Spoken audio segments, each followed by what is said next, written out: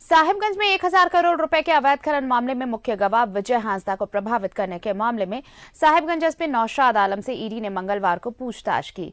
ED सूत्रों के मुताबिक अधिकांश सवालों का नौशाद आलम ने गोल मटोल जवाब दिया। मंगलवार को दिन के 10:15 पर नौशाद आलम ईडी कार्यालय पहुंचे थे।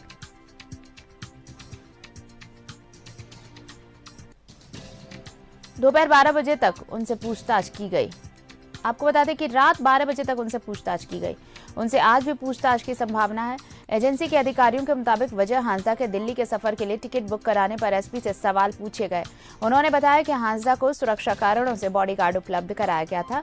बॉडीगार्ड के बाहर जाने की परमिशन डीआईजी के जरिए मिल गई थी। इसके बाद उनके रेल पास भी बन गए थे। बॉडीगार्ड के ही कहने पर उन्होंने रांची के कनीय पुलिस अधिकारी से उनका टिकट कराया था।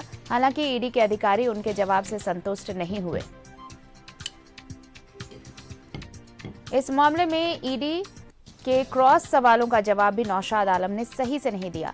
नौशाद आलम ने किसी राजनीतिज्ञ या सरकारी पदाधिकारी के कहने पर विजय हांसदा को सुविधाएं प्रदान कराई या उनके कहने पर गवाह को प्रभावित करने की कोशिश की।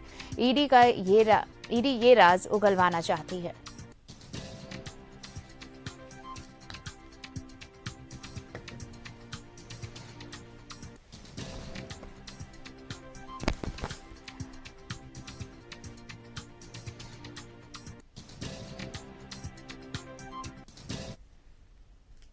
सहयोगी दीपक इस वक्त हमारे साथ जुड़े हुए हैं। दीपक, लंबी पूछताछ हुई साहिबगंज एसपी नौशाद आलम से। कल रात 12 बजे तक पूछताछ चलती रही।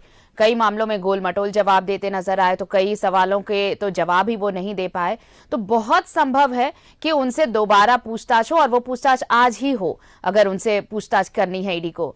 क्योंकि देखिए, गवाह को किसी तरह से जब हॉस्टाइल करने के साक्ष्य मिले ईडी के, तो उन्हें समन किया गया। और सिर्फ एक ही मामला नहीं था, मामला ये भी है जैसे जमीन की बात हो, किस तरह से यहाँ पर अवैध खरीद बिक्री हुई, उसके बाद बालू घोटाला, ये भी है। इन सब चीजों के सवाल जब पूछे गए तो काफी गोल मटोल जवाब देते नजर आए हैं साहिबगंज एसपी नौशाद आलम। और अब सभी सवालों के जवाब तो देने होंगे। कल लंबी पूछताछ के बाद भी ज्यादा कुछ बता नहीं पाए।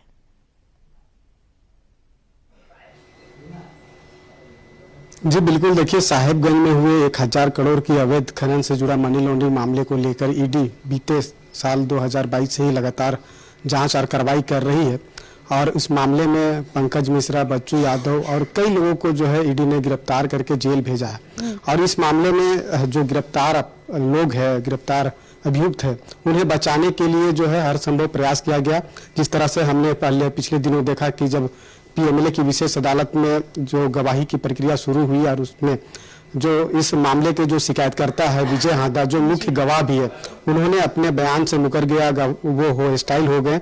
उसके बाद से ही जो है ईडी एक बार फिर रेस हुई और इस तथ्य को जानने का पूरा प्रयास किया कि जिनकी शिकायत पर जो प्राथमिकी दर्ज हुई और वो मुख्य गवाह है और मुख्य गवाह होने के नाते उनका बयान दर्ज ईडी के पक्ष में होना चाहिए, लेकिन वो कहीं ना कहीं हॉस्टाइल हो गया। तो आखिर किन परिस्थिति में जो है विजय हांसदा हॉस्टाइल हुए हैं, इसको लेकर जब जांच हुई तो जांच पड़ताल में ये सामने आई कि साहिबगंज के एसपी जो है नौशाद आलम, उन्होंने जो है वो गवाह को प्रभावित करने की कोशिश की। यही वजह है कि इस मामले की जाँच करते हुए जब पहला जो समन ईडी ने किया था नौशाद आलम को, 22 नवंबर को उन्हें ईडी दफ्तर पहुंचना था, लेकिन वो ईडी दफ्तर नहीं पहुंचे और पुलिस मुख्यालय का मंतव्य लेने का हवाला देते हुए उन्होंने समय की मांग की थी। उसके बाद दोबारा कल हमने जिस तरीका से देखा कि समन जारी जिस तरह से ईडी ने किया था, उसके मुताबिक कल नौशाद आलम पहुंचे ईडी दफ्तर और उनसे एक लंबे समय तक पूछताछ हुई।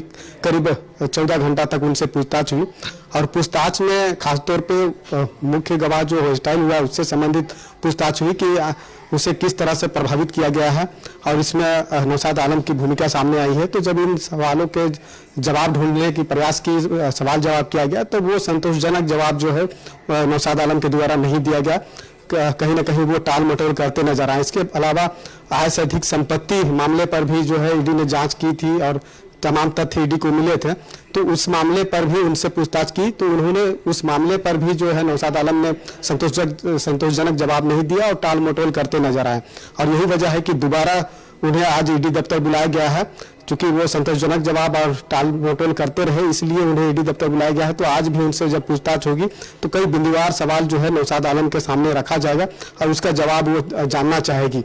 चूंकि साहिबगंज में हुए 1000 करोड़ की अवैध खनन से जुड़ा मनी लॉन्ड्रिंग मामले के अलावा जो बातें ईडी को जानकारी मिली थी, जो तथ्य मिला था ईडी को, उसके मुताबिक जब रांची में ग्रामीण एसपी के तौर पर पदस्थापित थे, उस दरमियान अवैध बालू की तस्करी करके भी वो संपत्ति अर्जित किया है, साथ ही साथ जमीन पर अवैध कब्जा दिलाकर भी संपत्ति अर्जित किया है। तो इस तरह की जो जानकारी है वो ईडी को मिला।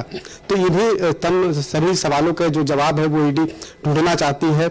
कहाँ कहाँ पे उनके द्वारा संपत्ति अर्जित की गई है, उनके द्वारा या उनके परिवार के द्वारा रांची में कहाँ कहाँ पर चल अचल संपत्ति अर्जित किया गया है, चल अचल संपत्ति बनाया गया है। तो ये तमाम चीजों के जो है वो जवाब ढूंढना चाहती है। और आज जब पूछताछ होगी तो कई बिंदुवार सवाल होंगे। अवैध खनन के साथ साथ आय से अधिक संपत्ति मामलों से संबंधित भी उनसे सवाल किए जाएंगे। और इस मामले में अब देखना होगा कि नौशाद आलम क्या कुछ जवाब जो है ईडी को देता है, संतोषजनक जवाब दे पाता है या नहीं दे पाता है, और या फिर इन टाल मटोल जवाबों ही के करता साथ है। ये तो जरूर ऐसे जानने की कोशिश होगी दीपक कि अगर गवाहों को हॉस्टाइल किया गया, गवाहों को प्रभावित किया गया, तो किसके दबाव में, कौन है वो शख्स जिसके कहने पर गवाह को प्रभावित करने की कोशिश की गई?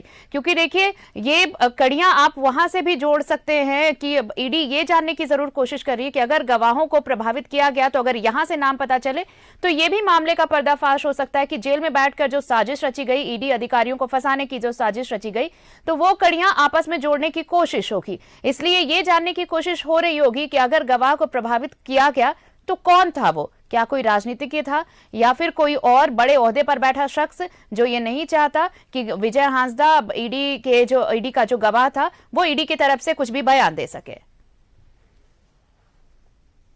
देखिए, जब साहिबगंज में हुए 1000 करोड़ की अवैध खनन से जुड़े मनी लॉन्ड्रिंग मामले में अभी जितने लोगों को गिरफ्तार किया गया है, पंकज मिश्रा की बात करें, बच्चू यादव की बात करें, हालांकि बच्चू यादव को सुप्रीम कोर्ट से जमानत मिली है। इसके अलावा भी कई लोग जो है प्रेम प्रकाश की बात करें तो ये लोग अभी सलाखों के पीछे हैं और इन लोगों को बचाने की जो है हर संभव कोशिश जो है वो किया गया है गवाह को प्रभावित करके।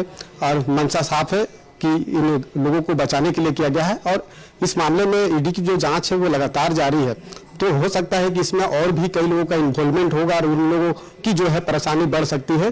तो कहीं ना कहीं ये जो मामला सामने आया है और जो चीजें साफ तौर पे ये देखने को मिला है कि जो मुख्य आरोपी जो लोग हैं उन्हें बचाने की कोशिश हुई है और इस मामले के जो शिकायतकर्ता है, मुख्य गवाह है, वो अगर हो स्टाइल हुआ है तो जाहिर सी बात है कि लोगों को बचाने की मंशा से ही की गई है। और इसमें हो सकता है कि और भी कई लोग होंगे जो बड़े ओहदे पे होंगे और कड़िया कहीं न कहीं जुड़ता हुआ वहां तक ना पहुंच जाए, इसलिए इस तरह की जो परिस्थितियां जो बनाई गई है और मुख्य गवाह को जो है वो स्टाइल कराया गया है। क्योंकि मुख्य गवाह जो विजय हांसदा है उन्हें आने जाने का जो दिल्ली आने जाने का जो टिकट है वो भी नौशाद आलम साहिबगंज एसपी के द्वारा ही व्यवस्था की गई थी। और वो हॉस्टाइल होने से पहले, चूंकि हॉस्टाइल होने को लेकर ही उन्हें जो कानूनी मंतव्य है या कानूनी प्रक्रिया की जानकारी से संबंधित वो दिल्ली गए थे और दिल्ली में एक बड़े वकील से उनसे मुलाकात भी उनका हुआ था। तो ये तमाम तथ्य जो है वो ईडी को मिला है। इसी संबंध में नौशाद आलम साहिबगंज एसपी से पूछताछ की गई है और आज भी पूछताछ होगी। और इस मामले में कुल मिलाकर देखें तो आरोपियों को बचाने के लिए और इस मामले में और भी जो बड़े ओहदे पे लोग हैं वहां तक तार ना पहुंचे इस मामले का, उसके लेकर के ये तमाम चीजें हुई है।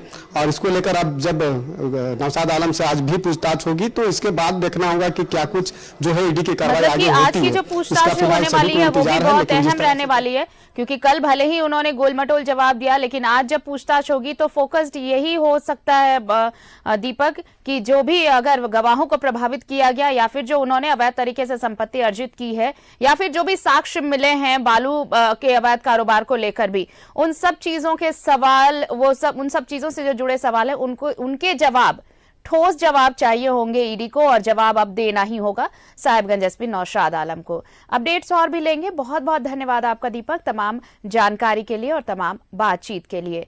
तो साहिबगंज एसपी नौशाद आलम गवाहों को, जो ईडी का गवाह था उसे प्रभावित करने के साक्ष्य जब ईडी के हाथ लगे, उसके बाद कई और मामले, चाहे वो जमीन खरीद बिक्री हो या बालू का अवैध धंधा हो, इससे जुड़े जब साक्ष्य मिले उसके बाद समन किए गए। पहला समन 22 नवंबर को दिया गया जब उन्होंने कहा कि पुलिस मुख्यालय से वो मंतव्य लेंगे थोड़ा वक्त दिया जाए। उसके बाद दूसरा समन किया गया 28 यानी कल उनसे लंबी पूछताछ हुई है और बहुत संभव है कि आज भी उनसे पूछताछ हो।